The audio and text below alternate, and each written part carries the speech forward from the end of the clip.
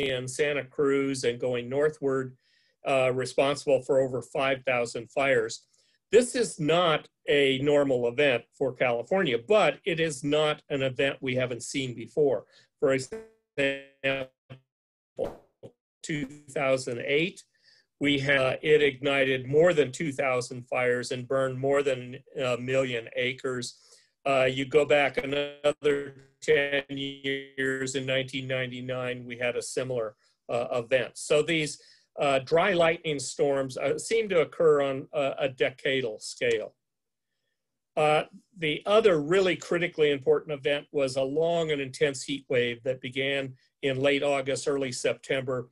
And here's a map showing this was not confined just to California. It was throughout the Southwest and into Texas. When you have these intense heat waves, and in several cases, we had temperature records broken that we hadn't seen before. So these were extreme heat, and they lasted for an unusually long period of time. All of that results in extreme flammability of the vegetation. So no question, the long and intense heat wave played a critical role in this event. The other factor that we need to think about is the management of our forests. Over the last 100 years or so, the state and federal agencies have had a policy of what they call fire suppression.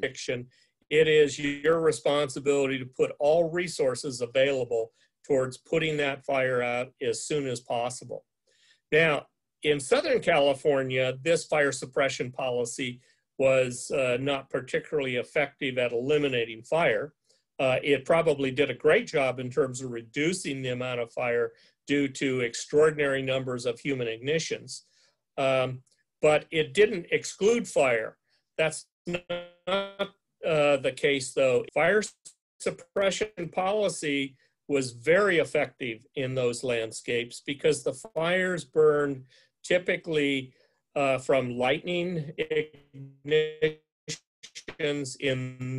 burned in the understory.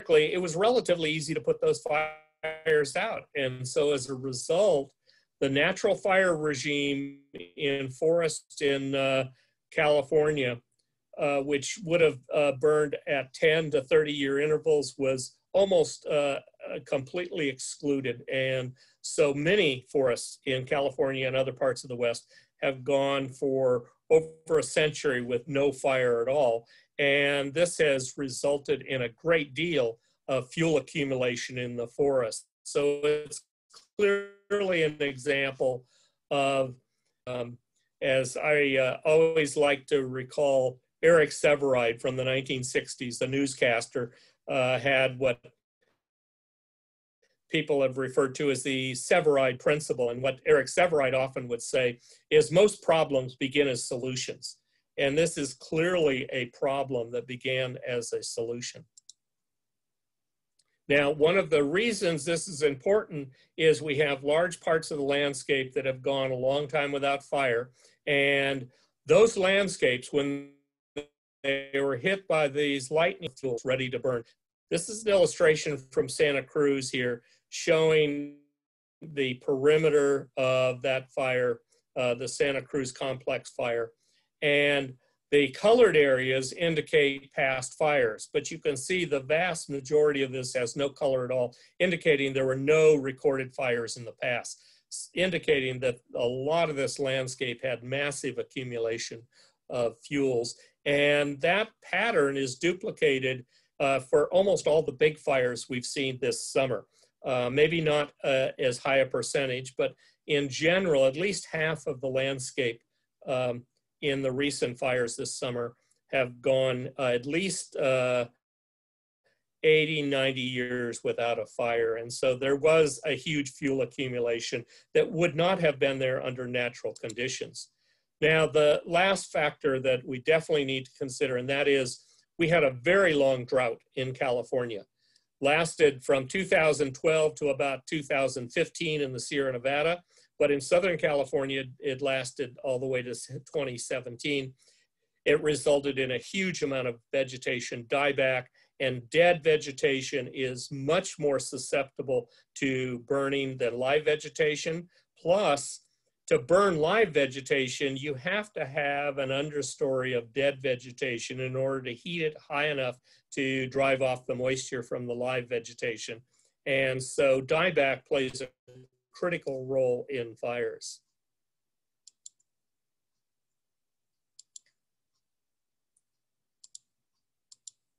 Looks like I didn't get the timing of those down quite right. At any rate, just to illustrate this drought, this is an illustration of the drought that we had in California beginning about 19 or 20 index. This line here is the 0 line. Anything above it indicates that that year and month had above average rainfall. Anything below indicates below average rainfall. So this is wet periods, these are dry periods. And as you can see, about 2012, in the Sacramento Basin, we had severe drought. It recovered about 2015. In Southern California, that drought was even more severe, and it lasted all the way to the end of 2017. So we've had this massive drought. And the result of that drought has been a huge amount of dieback of vegetation. And this is a view outside my back door of Case Mountain, just outside of Sequoia National Park. And this is the brown here is dead ponderosa pine, the result of, or something that was correlated with this severe drought. This picture was taken, I believe, in 2016. So there's good evidence, massive dieback thing, is the ecology of these landscapes really represents a multifactorial problem. And there are other things that have been going on that could have been a factor other than drought. For example, if you take one of the trees from the Sierra Nevada and you make a cross section, here would be the middle of the tree down here, and up here would be the outer bark.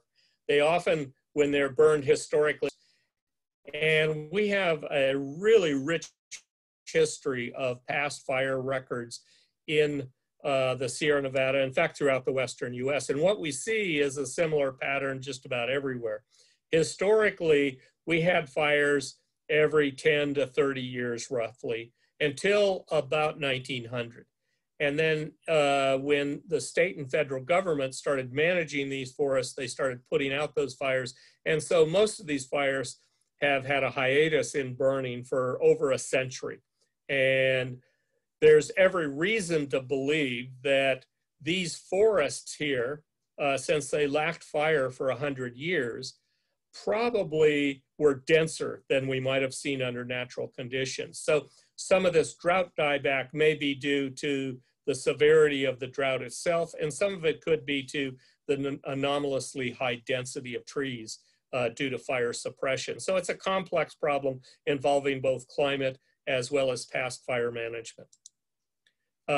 One of the things that we have seen from following this drought is massive tree mortality, and these dark red maroon colors and indicate really intense tree dieback. And this is basically in the Sierra Nevada, Sequoia National Park area is probably where we've had our biggest amount of dieback of trees, but we've also seen the same thing in other parts of Northern California, perhaps not as extensive.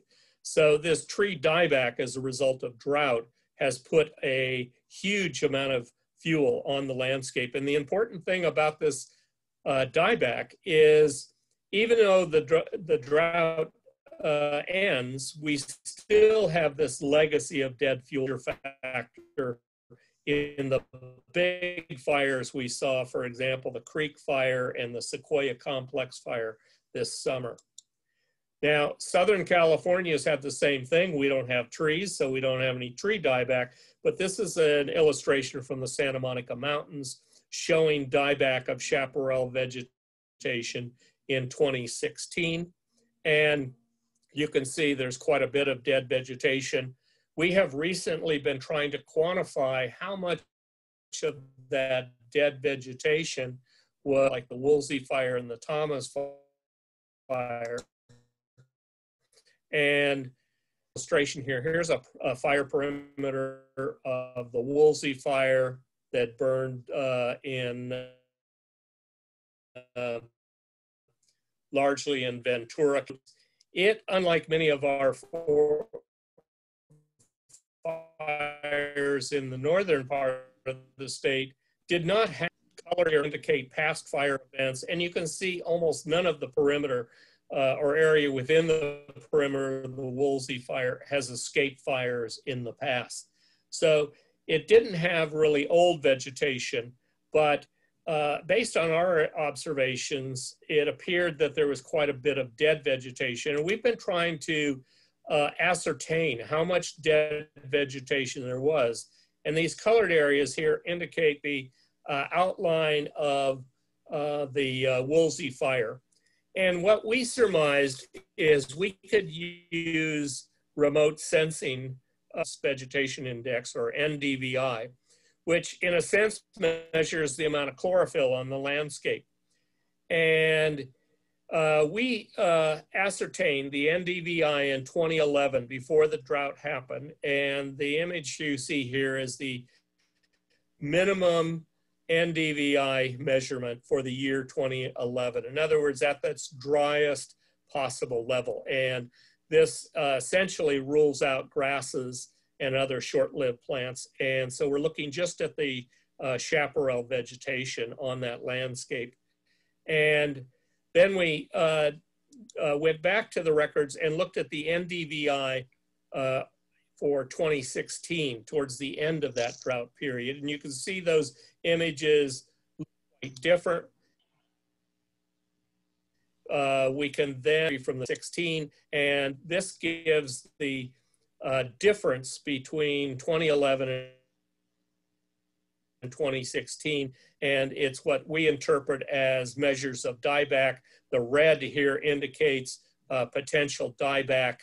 This study is not necessarily complete by a long shot. We still are doing some aerial photography estimates of dieback to try and evaluate to what extent other factors might account for this change in chlorophyll levels between 2011 and 2016.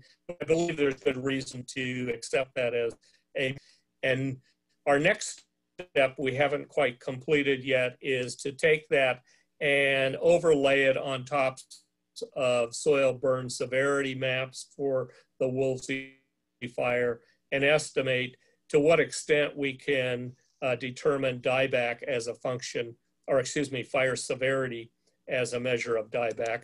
We've also been doing the same thing with the Thomas Fire further north up in Ventura. Here's the perimeter of the Thomas Fire.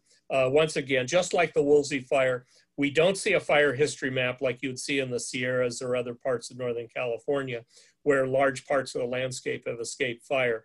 Just about everything within this perimeter is colored, indicating a previous fire. So we don't have old vegetation that has accumulated, but it did appear there was quite a bit of dieback on that landscape. We've done the same sort of study. We've taken the annual minimal NDVI in 2011 prior to the drought, NDVI in 2016, calculated the difference, and this difference, the hotter, it's clear that in certain parts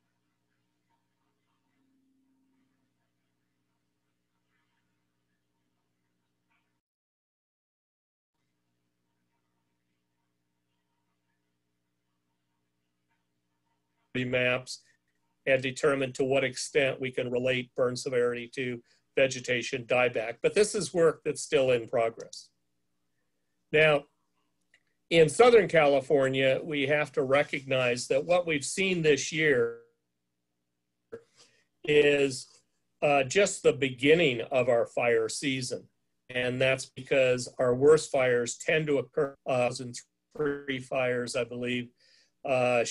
And these white plumes here represent the smoke plumes from fires. that are being blown from the interior to the coast, what we call offshore flows. And they are high severity winds, and they generally occur in the autumn when vegetation is at its driest. So there's perhaps more to go. And just an illustration of how much worse the autumn season could be. This is a figure we've just recently generated, which takes all the fires over the last 70 years, analyzes the area they burned by month, and breaks them out into fires in red here, which are ones that did not occur during a Santa Ana wind day. And then the blue indicate fires that occurred on a day with Santa. When we get Santa Ana winds, they dominate the month of October, but we still get sizable amounts of area burned in November and December during these Santa Ana wind events. Now, the interesting thing about these patterns is if you look at Santa Ana wind days, and this is the distribution of Santa Ana wind days throughout the year from January to December. And here it's broken down by the first half of the record, 1948 to 1983, and then in red, 1984 to 2018. We can see that there has been some shift, but the important thing is the peaks generally in numbers of Santa Ana wind days are January and December. We still get a lot of winds in November and October, but they're not the peaks. However, they are the peaks, as we just saw, in terms of fire activity. So fire activity is not just a function of how many days of Santa Ana winds you get. There's something else going on. And in fact, if you look at the Santa Ana Wind Index, the intensity of the winds varies throughout the year. For example, most intense Santa Ana winds occur in December and January, but these are not the months where we have most of the burning. So the numbers of Santa Ana wind days and the intensity of those winds does not provide a direct measure of how much area is going to burn. And in fact, if you look at all the Santa Ana wind events over the last 71 years of our study, and this represents over 3,000 days of Santa Ana winds, we find that almost 70% of the days with Santa Ana winds have essentially those between less than 100 hectares burn and zero. It's about 80% of the days, different amount of burning. So the fires that we associate with Santa Ana winds are essentially rare events compared to the frequency of those winds and the intensity of the winds. And we believe that that's a reflection of the fact that the winds per se are not what drive these fires. It's an ignition during the wind event. And this is important because all of these Santa Ana wind-driven fires are all started by people. So it means somebody either accidentally or on purpose started a fire during a Santa Ana wind event. And if they didn't, we simply didn't get any fires. So what's critically important is not so much the frequency or intensity of the events, but it's the, coupling of an ignition during one of those wind events. And this is important because it's something he just published a month ago by some climatologists, found that climate change was going to, and therefore was going to result in more fires. That really is an over extrapolation of their climate data because there are so many other factors we need to be thinking about, and primarily it's factors related to human ignitions. Now, what causes fires during Santa Ana wind events? This is breaking out the different causes of fires over the last 71 years, broken out by the first half of the record and the second half of the record. And certainly in the last 35 years, we see the primary causes of fires during Santa Ana wind events are either arson or power line failures. And so this is important because it tells us that if only 5% of the Santa Ana wind days result in bad fires, and those are the result of arson and power line failures, it tells us that this is potential. And it's a reason why I think the terminology that climatologists have introduced, that what we're seeing now is the new normal, is based entirely on the expectation that everything's driven by climate, and climate's going to get worse, and therefore you might as well expect everything in terms of fire will be worse. But if we know that the reason these fires are occurring are because of things that we have some control of the problem, it suggests that what we're seeing now may not be the new normal. We may be able to alter future outcomes. Now, here's just an illustration of the fire situation in terms of 1990 to 1999 that were generated by power line failures. This is what the situation looked up through 2009. We had these massive fires in San Diego County, 2003, 2007. And then if we look at the next 10 years, 2010 to 2018, here's the Thomas Fire, the Woolsey Fire, started by power line failures. So the power lines have been a major factor in increasing fire incidents. And in fact, if we compare the amount for the state over the last 20 years, it's 5 times more area than burned in the previous 20 years. So power line failures are a major aspect of this problem and is something that has really exacerbated the fire situation. Now, in addition to our Santa Ana winds, this is Southern California with smoke plumes from fires in Southern California, we also have a comparable type of wind event, what climatologists would call foon winds, in the Northern California area. Here's Santa Cruz, and these are historically always been called north winds, although in 1991, a journalist coined the term Diablo winds, and that seems to have stuck in a lot of people's minds. But it's the same phenomenon as the Santa Ana wind. It's a high pressure cell that develops out in the interior of the North America and a low pressure cell off the coast, and it drives these winds, sometimes up to 70-mile-per-hour gusts in the autumn when vegetation is very dry. And the wind itself is dry at oftentimes less than 10% relative humidity. So these conditions of Santa Ana winds and north winds are responsible for a lot of major fires. And you may remember 2017, the fires in the North Bay area. In fact, that's what that picture is.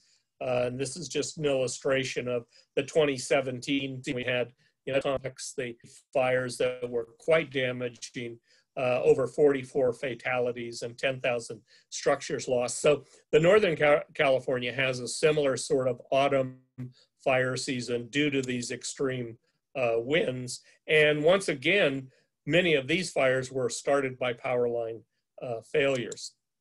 This is just an illustration of newspaper headlines talking about these winds and how they impose a threat to the Santa Rosa area. But the thing to note is this is from September 24th, 1964. These are not new events in the northern part of the state, just like in the south. We've had these big wind events in the past, started big fires. And here's an interesting illustration of these two events. This is the 1964 Hanley Fire in red, and that's the fire perimeter. Santa Rosa is down here. And in black is the 2017 Tubbs Fire. For a good portion of the Hanley Fire, these two fires overlapped, but the outcomes were and they were both driven by extreme winds, but the result was very different. 64, we had no fatalities and only 100 structures lost. 2017, we had 22 fatalities and 5,600 homes lost. So we had big differences in the last 50 years. And Climatologists would like you to believe that this is due to climate change, but there are other things that have happened over the last 50 years. For example, Santa Rosa in 1964 had 30,000 people. 2017, it had 170,000 people. Almost certainly had an impact on these fires, in part because of the increase of development and increase of the power grid. For example, this is the outline of the 1964 Hanley Fire, and the light tan here indicates low density housing. And you can see within the perimeter of the 64 Hanley Fire, there was very little development. Look at 2017 though, and now 2/3 of that perimeter of the Tubbs Fire that you see in purple had low density housing, and there was quite a bit of high density housing. Almost certainly this change in housing density played some role, not only in the likelihood of the fire, because you increase development and you increase the electric grid, you increase opportunities for power line failures, but you also have many more people at risk. And so the fact that you went from nobody dying in the 1964 fire to 22 people dying in the 2017 fire is certainly the result of increased urban sprawl into these watersheds.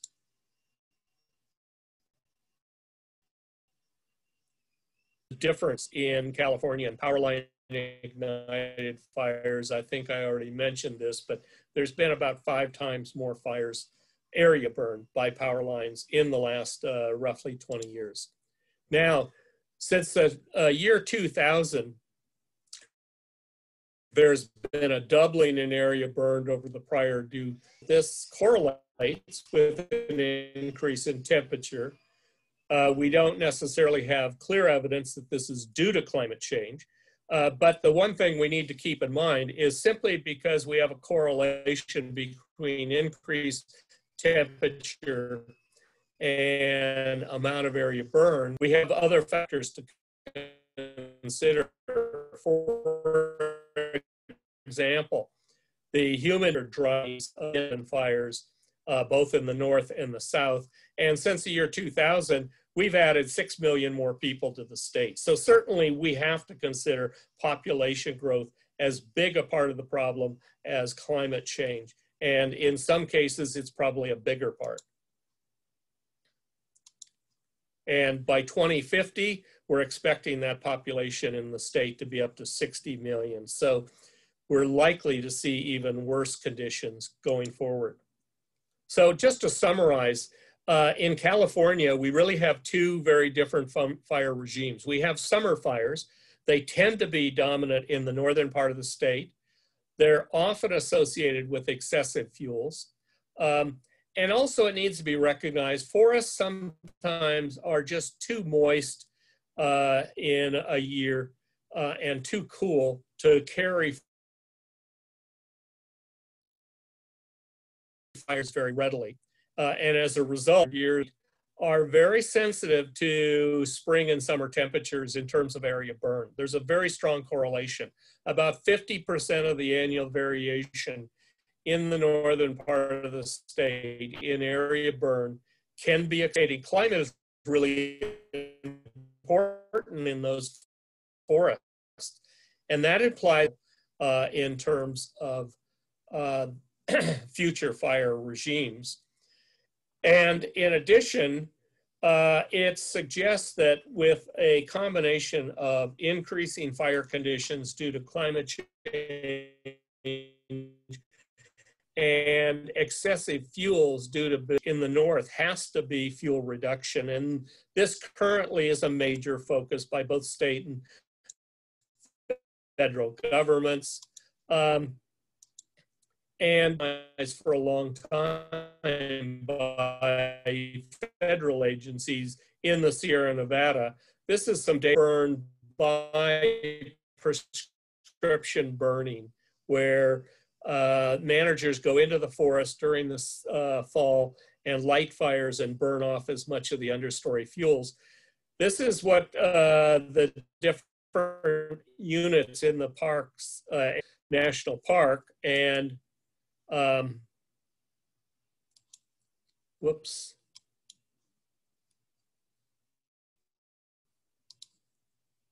The amount of area burned by prescription in Sequoia National Park, Yosemite National Park, and Lassen Volcanic National Park over the last 50 years relative to forests adjacent to them.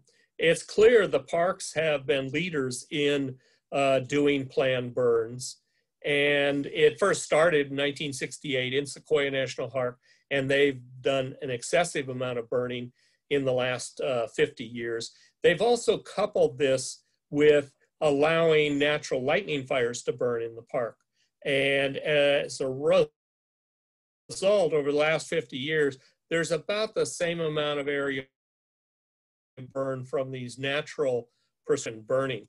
Now, if we looked at the next 10 years, the last 10 years, these values have changed quite a bit. The forests have increased much more in their amount of prescription burning, but they were slower to start prescription burning, and in part because the forests have one advantage the parks don't have, and the forests can use mechanical thinning to clean out fuels. And during this period from 1960 to the present, they've done quite a bit of mechanical thinning instead of prescription burning. Whereas the parks, because they have a mandate to keep things in the natural condition, have pretty much been restricted to using prescription burning. Now let's contrast those summer fires with our autumn fires. These are typically in coastal California, very common in Southern California, but we also see them up here in the North Bay area. They're due to extreme winds. We have found that annual climate variation over the last 100 years shows no correlation with how much area burns in these regions. And I think the primary reason is these are lower elevation areas, and annual climate variation doesn't vary enough to make a big difference, and potentially a high fire year. The primary management approach, in my mind, is we need to think more about what people are doing on these landscapes than we need to worry about fuel treatments. And in fact, doing fuel treatments like what we see happening in the Sierras and Northern California forests are by and large very inappropriate. It's what I view as need to take to dealing with these wind-dominated fires. First, we need to understand, it's what I call the 5 Ps. The first P is people.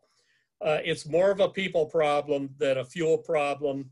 100% of these fires are ignited by people, and the growth in population is likely a major factor in the increase in area burned, because we're seeing not only 6 million more people statewide, but it's continuing to grow at over 300,000 people a year.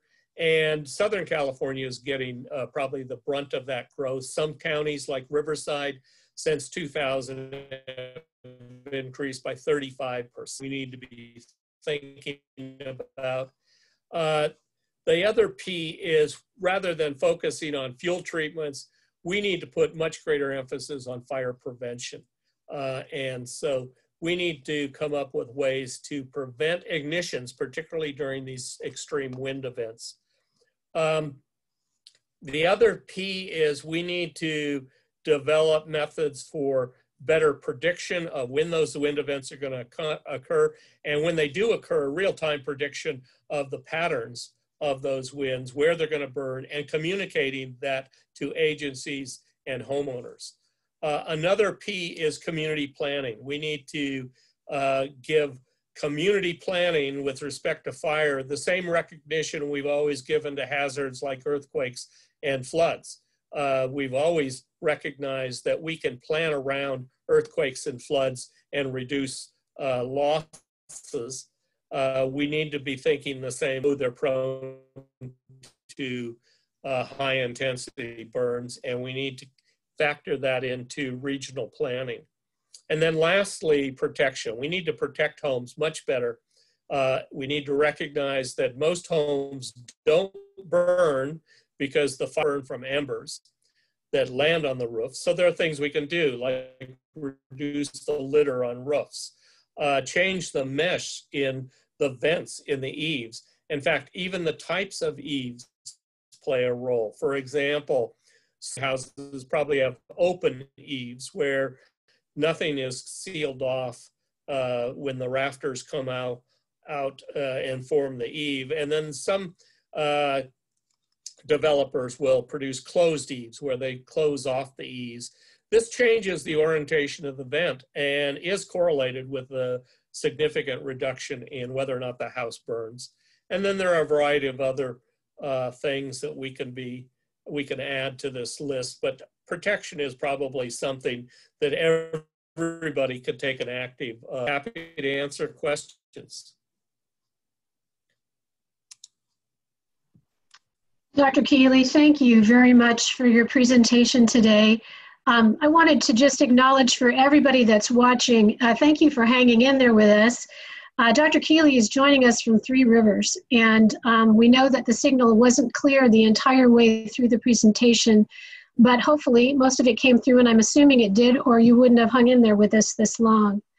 So the Southern California Water Dialogue is just that. It's a dialogue. It's meant for us to be able to interact and talk. This is a new format for us, so we're going to give it our shot to handle questions, at least at this meeting, in a written format. And so I see that we are now loading up some questions in the Q&A box. If you're not familiar with how to ask a question, please go ahead and hover your cursor at the bottom of your Zoom screen, and you'll see a set of icons at the bottom, including a Q&A icon. And if you'll click on that, you'll see that you have an opportunity to type into a question, type a question in, and then send it to us. And then for those of you that are following along in the Q&A box, if you want to endorse a question, there's a little bit of a thumbs up symbol there that you can click on that. You can let us know if you agree with the comment or if you want to endorse a question. So if you will pay attention to that Q&A box, and Dr. Keeley, if you'll stand by, I'm going to go ahead and shift now and ask some of the questions that have been offered up. And I'm going to kick off, though, with my co-chair, because I know he is behind the curtain or in front of the curtain with me. And Connor, if you can come live for a second, I'd like you to go ahead and start with our first question, and then I'll start reading off of the list. So, Connor. Okay. My question actually was, just to get us going, was about the impact on private and public lands of clear cutting, and then what grows back there afterwards. Thank you. And actually, Connor, you cut out for me a little bit, but since I know your question, I'm going to repeat it for Dr. Keeley. Connor, you touched on this a little bit, Dr. Keeley, but Connor's wanting to know, both in national park lands or forest lands and private lands, what is the impact of clear cutting been? Can you talk about that a little bit more?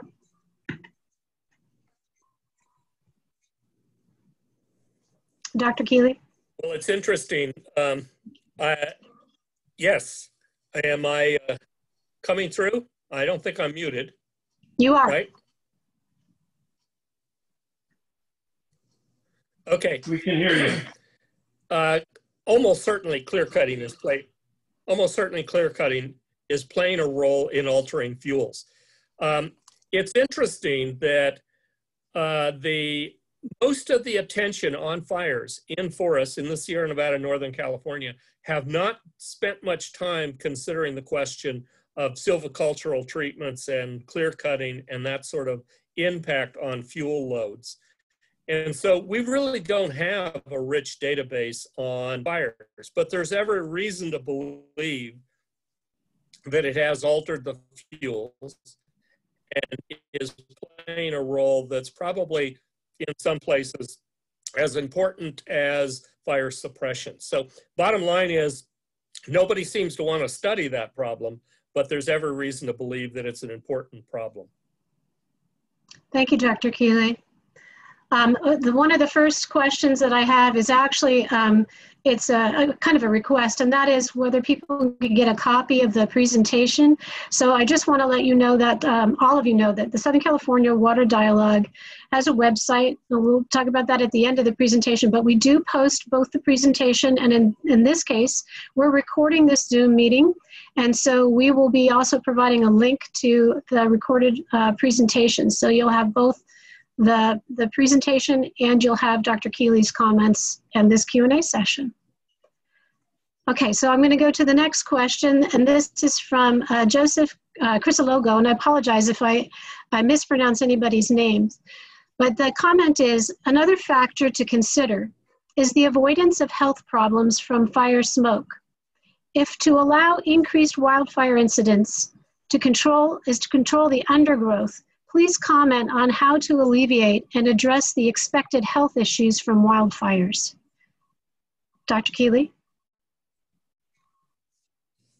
Expertise. I don't know that much about the health impacts.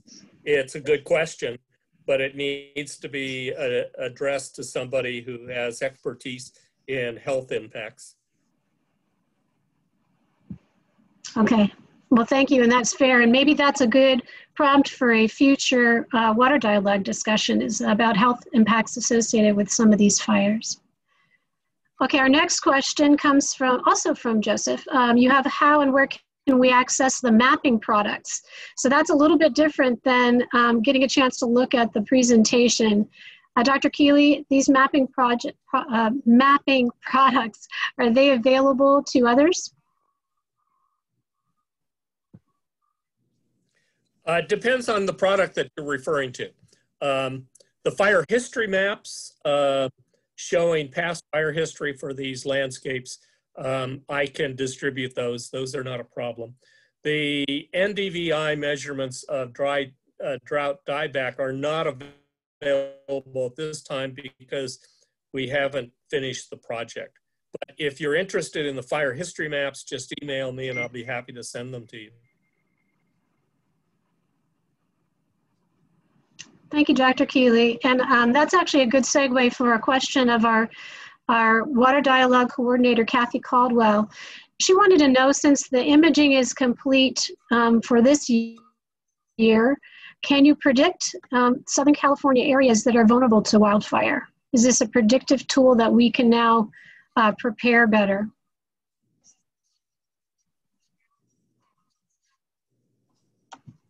I would say we can't predict what this autumn is going to bring in terms of wildfires.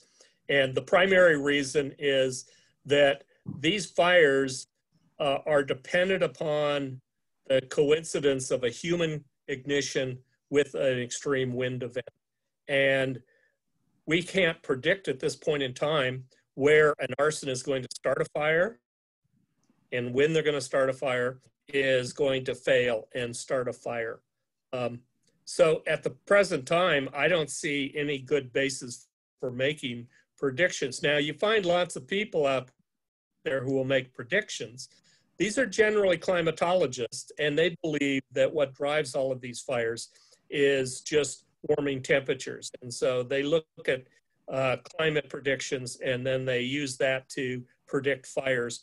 But I would say those predictions really are not a very sound way to predict what the future is going to be. There's just too many other factors involved. Thank you, Dr. Keeley. I'm going to skip down to Laura Eisenberg, who has a question about the power line ignitions. And she's asking if you can speculate on the cause of these ignitions, since the same power lines have been in place for many years.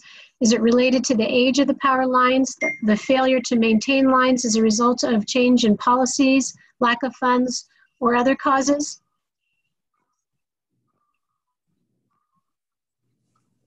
Well, I would say, first off, I don't need to speculate, because we do have good evidence that age of the lines and inadequate maintenance of the lines are important factors in some of our big fires that we've seen. For example, the Camp Fire, which was responsible for nearly destroying the town of Paradise in 2000, 2018 was due to a power line that was 25 years out of date and had been scheduled to be replaced, but it simply, that had never happened. Pretty hard on some of the utility companies for their failure to do adequate maintenance. But I think now we have the attention of all the major utility companies. San Diego Gas and Electric was the first to get on board to worrying about fires because they had major lawsuits in 2003 and 2007 after big fires caused by power line failures. And they started a really substantial program of how to mitigate power line failure fires. And they have been a leader in this field for at least the last 10 years. It may just be serendipity, but it's interesting to note that San Diego County in the last 10 years has not had a major power line ignited fire, and it potentially is due to changes they've made. For example, their distribution lines now in San Diego County, 60% of them are underground, which is a very good start to solving the problem. They've also made substantial changes in maintenance of the lines, the construction of equipment on the power lines, and particularly important, the management of vegetation beneath the power lines. So if they fail, they would potentially reduce the chances of a fire. Now, PG&E, which controls the majority of the state in terms of power, has just recently gotten on board because 2017 really caught their attention with lawsuits that were probably 10 times larger than anything San Diego Gas and Electric ever saw. PG&E is now initiating a program that appears to be copying, or at least based on the model San Diego Gas and Electric developed. And they have put a lot of effort, apparently, at least based on what they have said on their website, a lot of effort into power line maintenance, vegetation maintenance. They have also coupled it with this program called the PSPS, which is the Power Safety Public Safety Power Shutdown Program. This is a program that San Diego Gas and Electric 10 years ago. And the idea is they have set up weather stations, several hundred of them in San Diego County, that measure wind speed and temperature on I think it's almost a minute by minute basis, but I can't say that for sure. But it's certainly, they're monitoring it in real time. And then their plan has always been to shut down the power grid wherever wind temperatures wind and temperature exceed a certain threshold level. San Diego hasn't used it very extensively. PG&E, last couple years, has used it a number of times, causing power outage for hundreds of thousands of people. It remains to be seen how successful this program is. But one thing that ought to be kept in mind about the PSPS program, and that is San Diego Gas and Electric, and I would assume PG&E is thinking the same way, have always thought this is a temporary program meant to be used until they solve maintenance problems. And so it may not be something that we need to worry about into the future.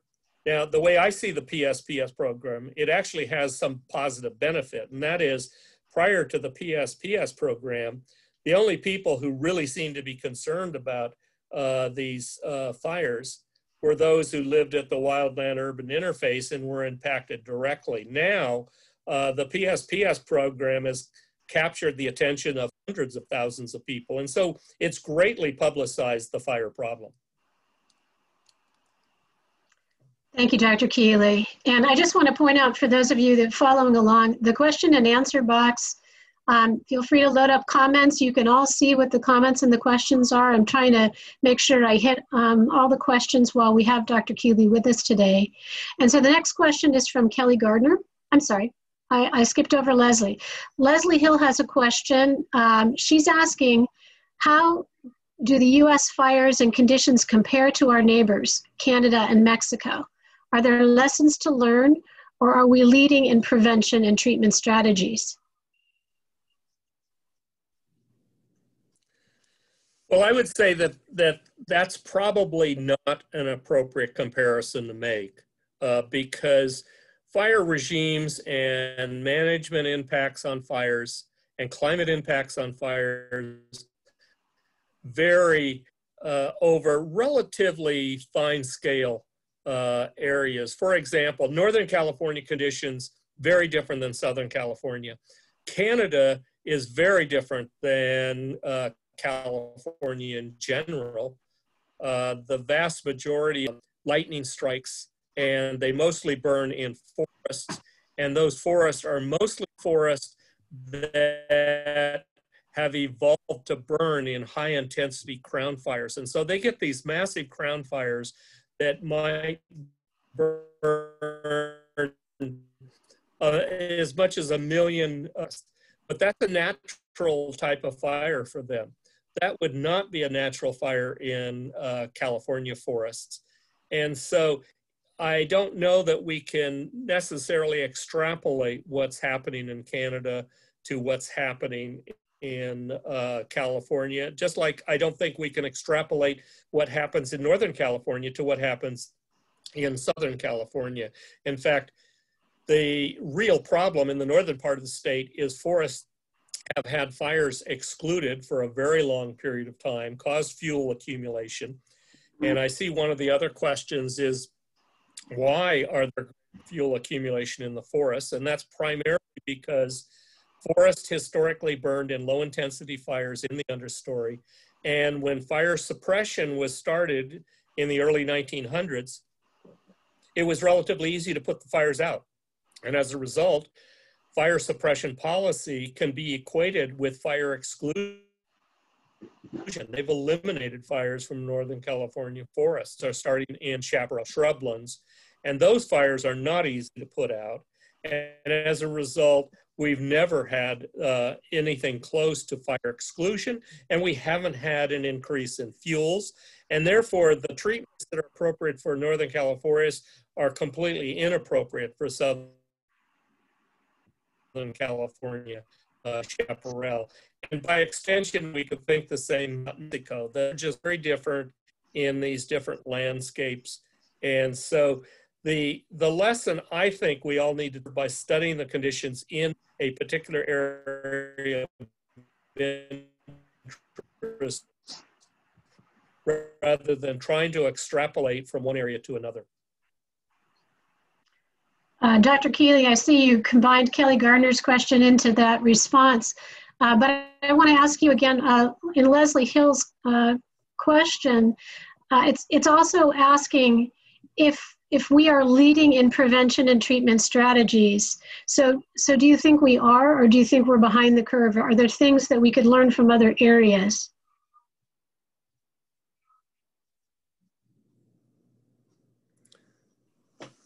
Well, I wouldn't say that California is leading in either of those areas, in part because the strategies that are needed, for example, in Canada and in California, has a lot to learn about fire prevention.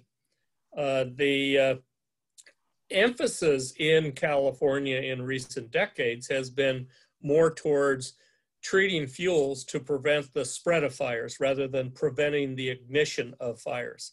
And we have a long way to go in terms of improving our fire prevention strategies, particularly human ignited fires.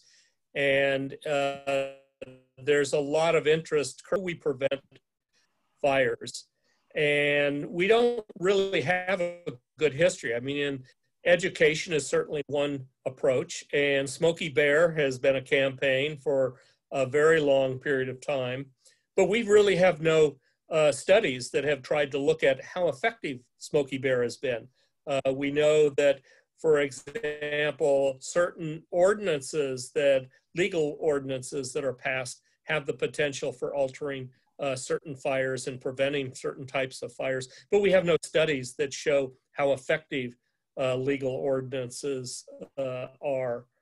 There's a lot of those fire prevention strategies that have been used over the last 100 years in California, that we have very little information on how effective they are. So I think the bottom line is we can't answer, are we leading in these things, because we don't really know how effective these things have been. And in fact, there is a call for proposals right now by the Joint Fire Science Board, which is looking for proposals to understand is effective ways of preventing those fires. And we're working on a proposal right now.